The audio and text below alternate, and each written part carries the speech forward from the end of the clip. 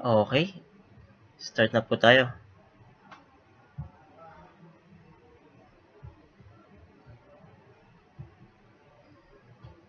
The best thing in life are free. Isa pang paano tayo kitaan.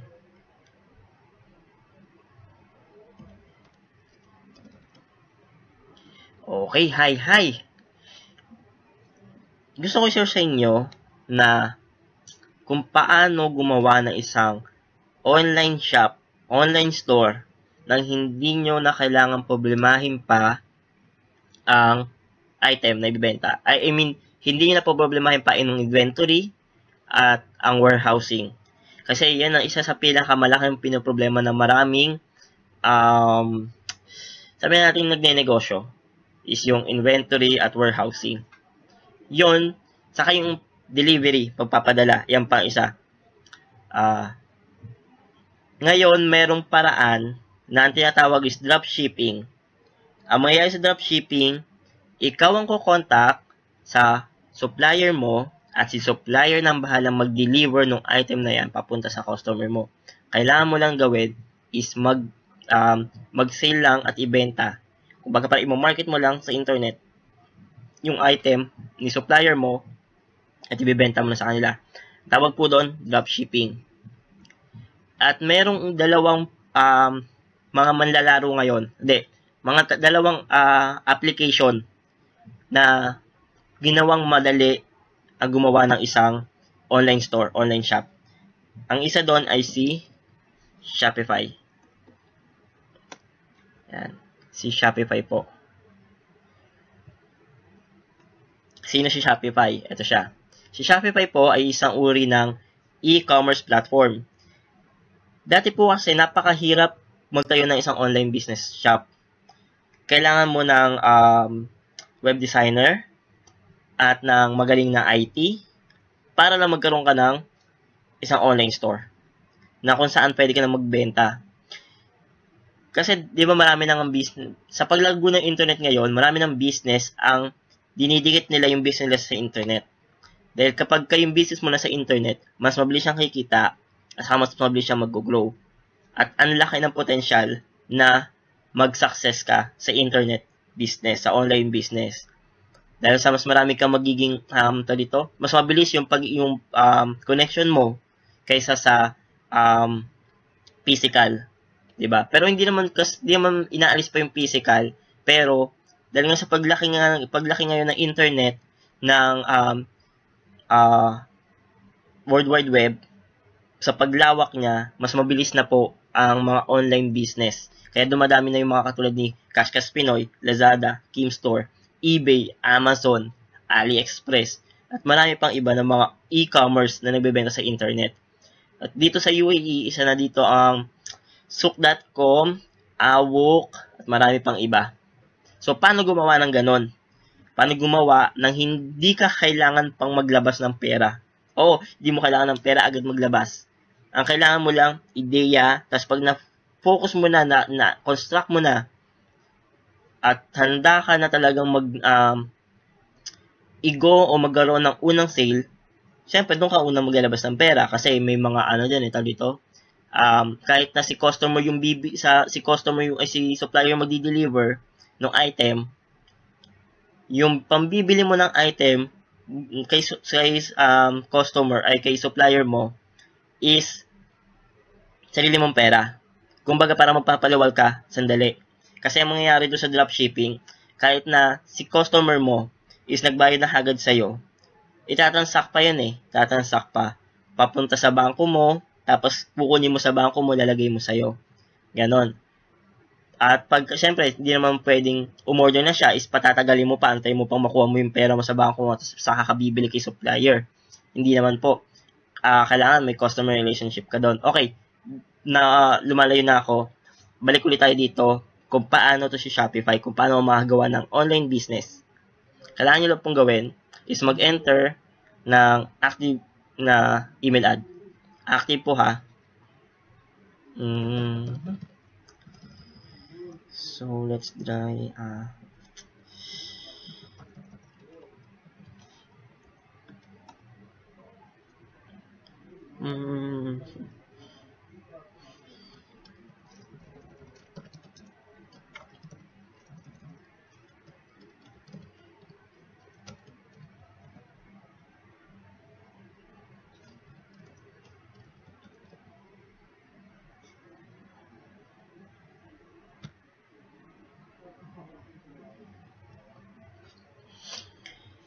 So, hintayin natin siya na gawin na yung ating online store, online shop.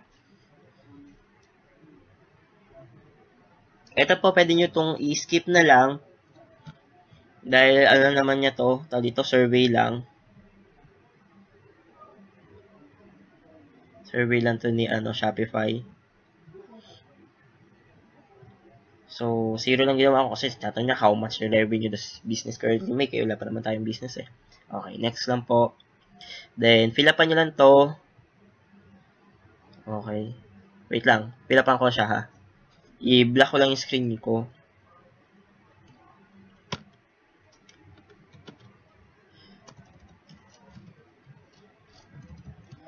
Ang ginagawa ko po kasi is sinishare ko sa inyo na merong way na ang isang OFW kahit na nasa ibang bansa ka sa pamamagitan ng internet is makakabuo ka ng business, makakapagtayo ka ng business.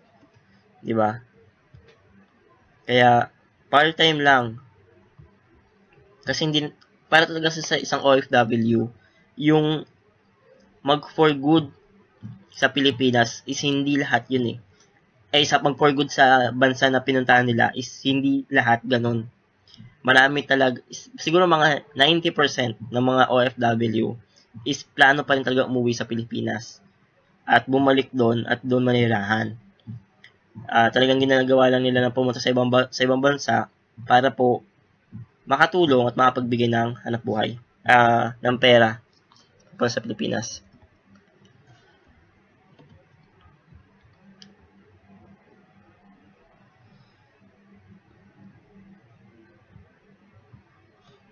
So, pakita ko na ulit yung screen ko.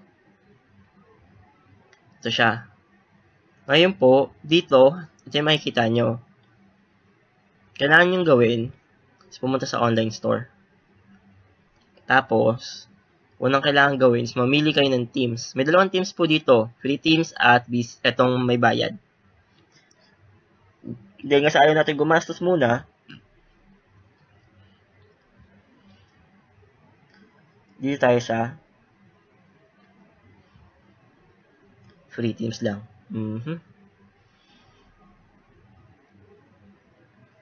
Simple, maganda rin to. Simple lang talaga. Pero let's try Boundless.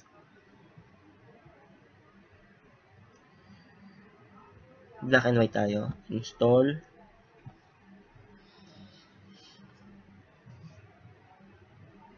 So, ito na siya. Gagawin nyo po, punta kayo dito sa page. Add page.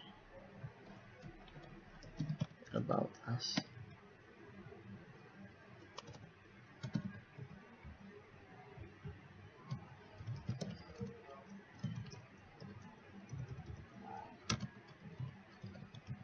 Email address, contact number.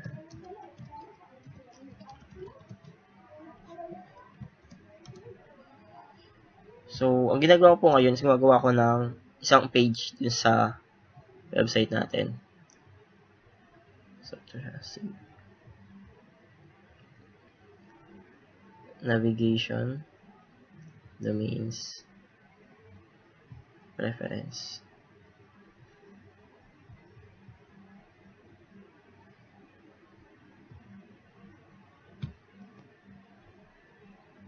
Pick-up plan.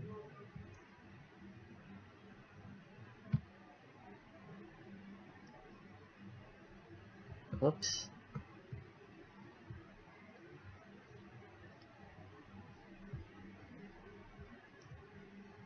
Ito mo tayo sa teams.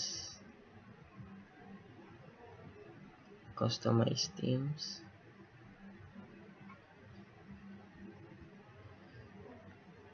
Ang ano pala sa atin is debut. So, ito yung Boundless. Publish teams lang natin siya. Naka-default para sa kanya is si debut.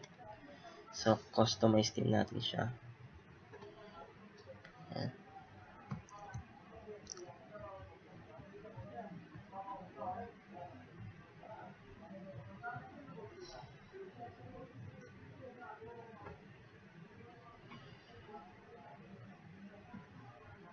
So, dito po. Dito tayo sa side menu bar. Hindi. Homepage.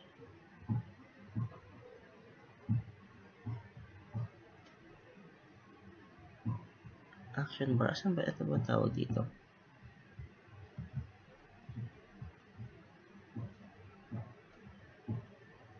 Footer, homepage. Page text na to sa bandang gitna na to eh. Action bar.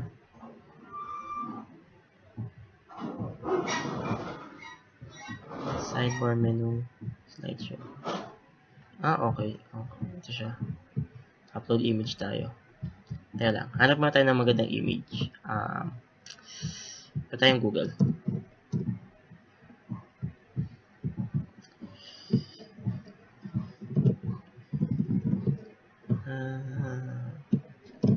Hanap tayo ng mga teddy bear. Image.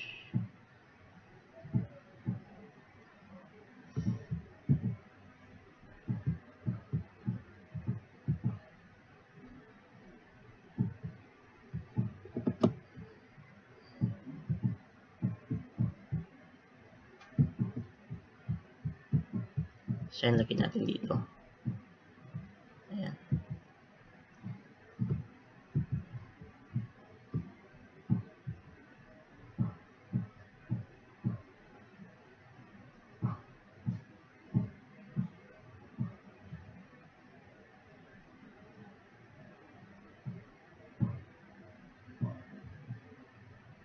Hindi siya lumabas. Oh.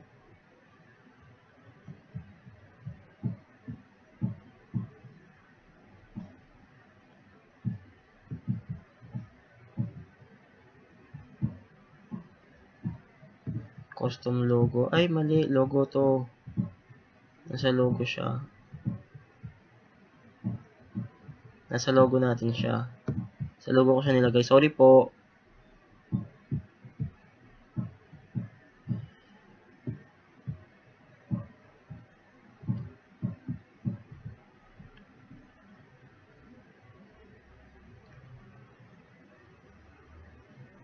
Yun, oh.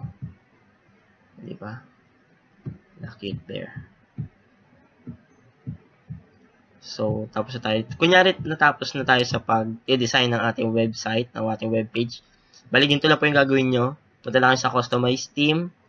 At, katulad na nakita nyo, yung mga wordings, yung mga features, design, kayo na pong bahala sa kung anong gusto nyo maging ayos ng website nyo. Ayan, the cute bear. Ngayon, ang isa sa pinakamalaga is yung pagkuha ng item. Sabi ko sa inyo. Pupunta po kayo dito sa apps. Visit Shopify, apps.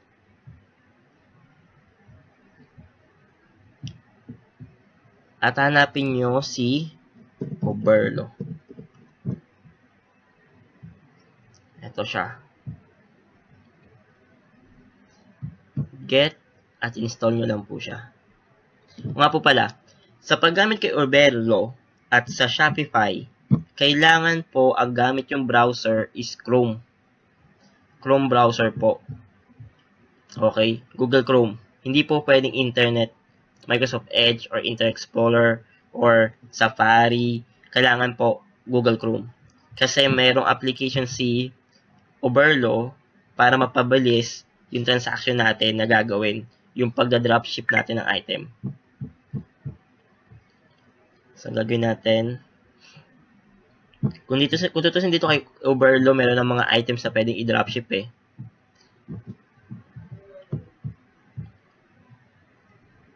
Palitan ko lang to. Ayan. Okay. So, para maging yung presyo ng, ito pinago kasi yung presyo. Kanina kasi naka-AED yata siya. Tapos kinuha ko siyang dollar ngayon. At lagyan natin siya ng teddy bear.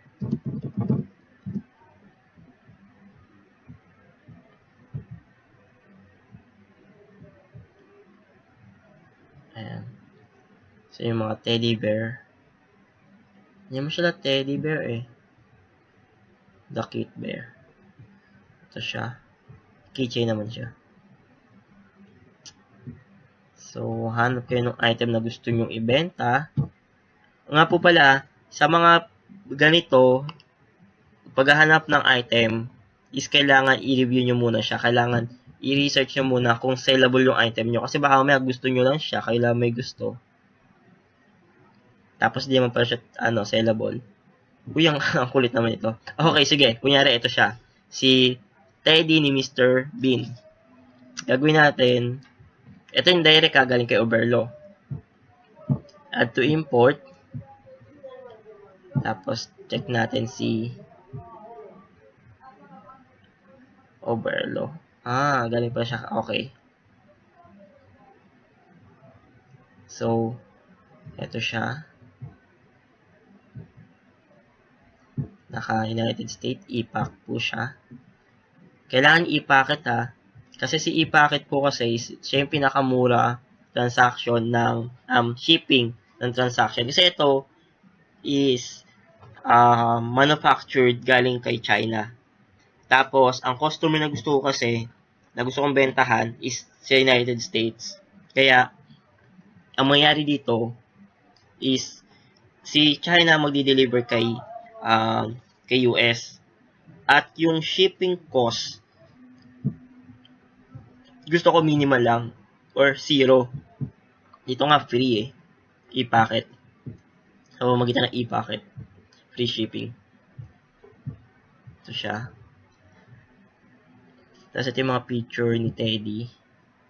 Kailangan i-check nyo yung item, i-check nyo yung pagbibilhan, yung yung magiging support nyo, yung magiging supplier nyo. Kailangan si supplier nyo is hindi bagong bukas lang or kaka-start lang. Kasi kayo nag-i-start pa lang, kaya dapat establish na yung supplier nyo para matulungan nila kayo. O mabigyan nyo naman din ng support yung magiging customer nyo. So, mapapansin nyo dito, ang supplier dito is si M Grand Technology. At meron siyang rank na Crown. So, magandang ibig sabihin yan. Kasi, dito is may mga ranking ng supplier. Pagka medal ka, so yung pinakauna, so beginner ka pa lang nun. Then, diamond is parang middle na rin. Tapos, yung pinaka-expert o pinakamataas is si crown.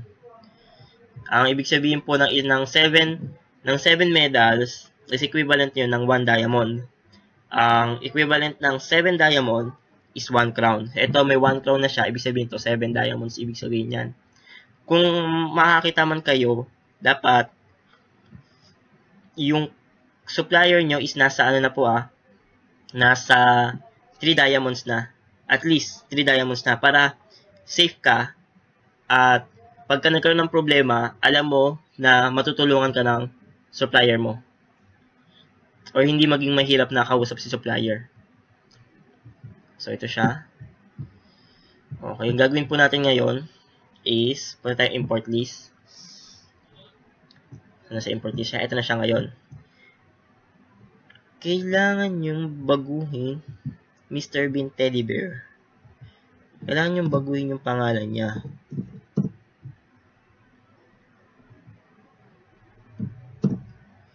Yan. Homepage. Description. Sa description, dito nyo ilalagay yung pinaka sales pitch nyo.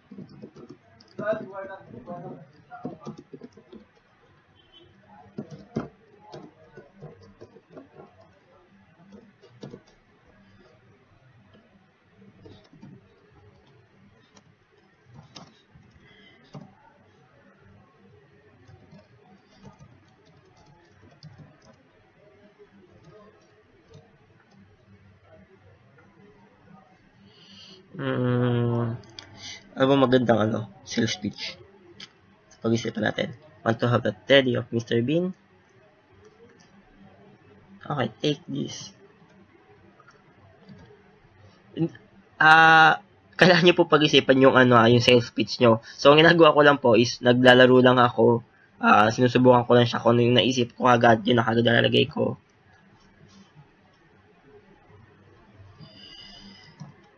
Oops, sorry po.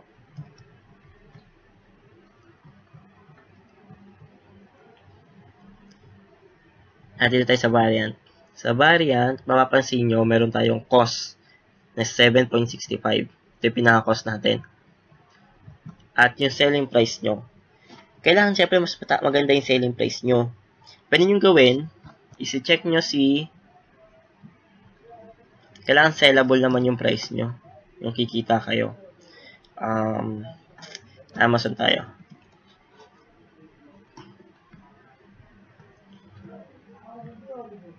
Tapos, Teddy Mr. Bean. Oops, 14. So may 14. Sellable siya ng 14, 28, 10, 19, 17. So, sellable naman siya ng 14 kasi ito, tinan nyo. Nabibenta siya ng 14. So, gawin natin, ibenta natin siya ng 14. Diba? Or 13.78. Tapos, ano yung pinakamahal dito sa Amazon? 20.30. 39.99. 39.99. Kaya kung gumagawa ka na agad ng sales.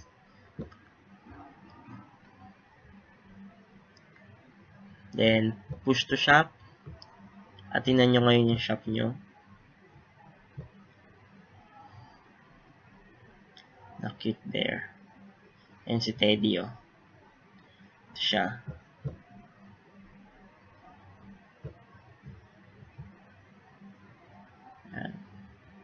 Yan siya. Diba? Tapos, add cart lang, add to cart. Check out. So, nakalak pa kasi siya.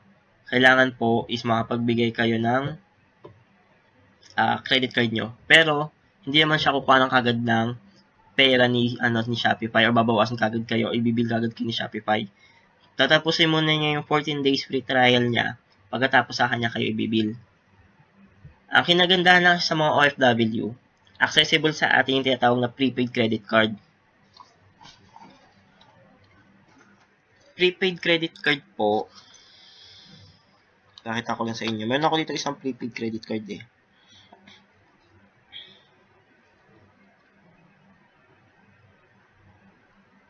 Ito siya Prepaid credit card siya. Credit card po siya kasi hindi ko na kailangan pang lagyan ng PIN pagka ginagamit ko. Under siya ng Visa. Mga ganito is, yung mga nasa ibang bansa, kakabili kayo ng ganito. Yung iba nga sa supermarket lang, makakakuha na agad kayo ng ganito Which is, meron na agad siyang load. Ang gagawin lang po kasi, pagka ganito yung binili nyo, mas safe kayo dahil sa una, kung ano lang naman yung card nyo, yun lang yung mababawas. Pag wala naman, walang mababawas, di kayo magkakaroon ng utang, di kayo magkakaroon ng sakit ng ulo ng problema. Diba? Yun ang ginagamit ko ngayon dito kay Shopify para mag-view yung isang account ko. So, ang gawin nga natin is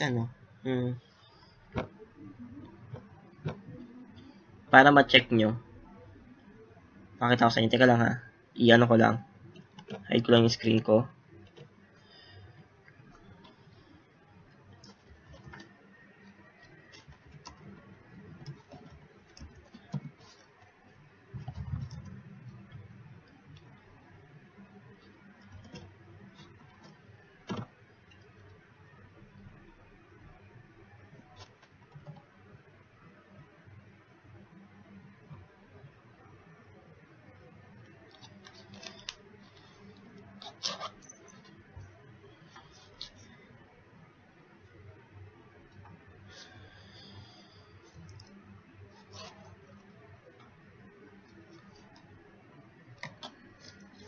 Sandali lang po. Nilag ko lang yung isang account ko.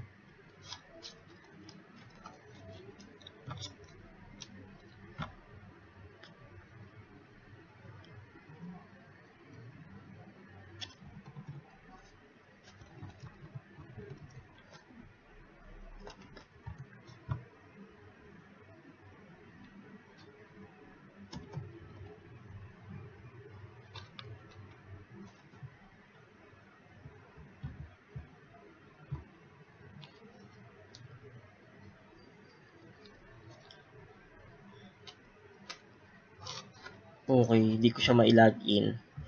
Dahil sa nagamit ko na yung account ko, ay yung credit card ko doon sa isang account ko, which is si www.joycelinshop.com. Sorry. Kaya hindi siya makita. Kailangan po kasi makapagpili muna kayo ng plan nyo at may lagay nyo yung credit card details nyo para yung online shop nyo is pwede na siyang makita, ma-view ng iba. Kasi sa ngayon, wala pa akong binibigay na credit card account, kaya hindi pa siya ma-view, hindi nyo pa siya ma-view. Sayang, ang pupunta nyo lang is Cute Bear. The cute dash cute dash bear that my shopify.com. Okay, so sana may naitulong ako, may na-share ako sa inyo na ideas paano kumita. So hanggang dito lang po. Bye-bye.